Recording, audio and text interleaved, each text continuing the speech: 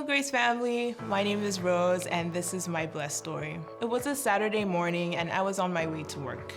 It wasn't a typical work day for me, but my boss needed some help at my workplace because we were short-staffed, and as a broke college student, I accepted without delay. To get to work, I take 2 buses, and it's about a 10 to 20 minute wait for the second bus. I arrived at the second bus stop and was met with 2 individuals, one male and one female, who was sitting in the shed. As I arrived, the man walked further away, leaving me and the woman at the stop. But I didn't think much of it. I heard the Holy Spirit tell me to speak to the woman. I pretended like I didn't hear anything. The Holy Spirit was telling me that this is your chance to put your faith into action, but I resisted. At first, I was like, I can't talk with a random stranger. It's too dangerous because you don't know who is in their right mind.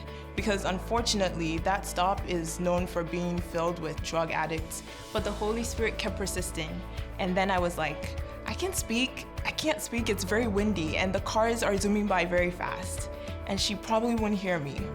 But the Holy Spirit wouldn't let me go. And then I was like, okay, what if I miss my bus while talking with her? I would be very late to work.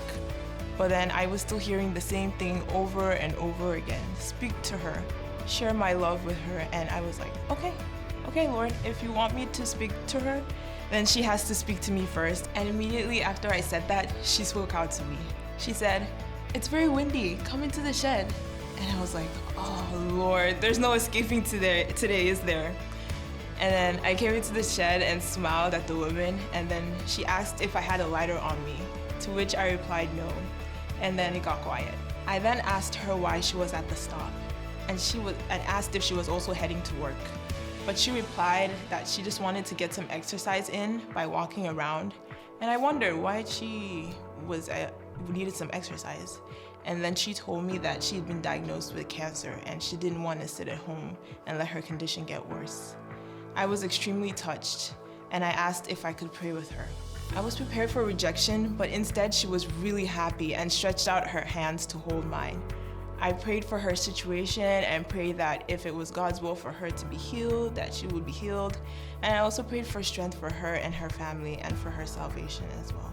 I finished the prayer and she was so tearful and thanked me.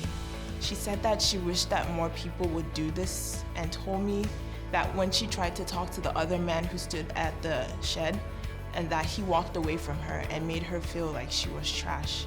But she was glad that I spoke with her, and she told me her name was Lori. And she showed me pictures of her grandson, and I told her about how I wanted to become a nurse, and she told me I would make a great nurse. The bus eventually came, and I got on and we parted ways. In the bus, I was moved to tears from what I had just encountered.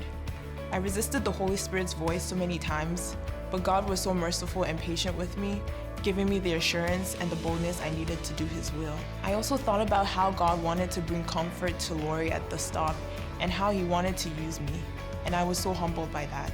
When I walked in obedience, God showed me that He is trustworthy. I'm reminded about the story of Gideon and how God used him to bring victory to the Israelites over the Midianites. He wasn't special or had any special skills, but he was obedient, and God showed His power through him. 1 Corinthians 1:27 says, but God chose what is foolish in the world to shame the wise, and God chooses what is weak in the world to shame the strong. God isn't looking for our abilities, He's looking for our availability, for us to say yes to Him, and then He will equip us for the task that He has called us to do. Say yes to God and watch what He can do through you. I will leave you with the Bible verse I saw on the building on my bus ride to work that day. It's from Matthew 5:16. And coincidentally, it's one of my favorite verses. In the same way, let your light shine before others, so that they may see your good works and give glory to your Father who is in heaven. That's my blessed story. Thank you for listening.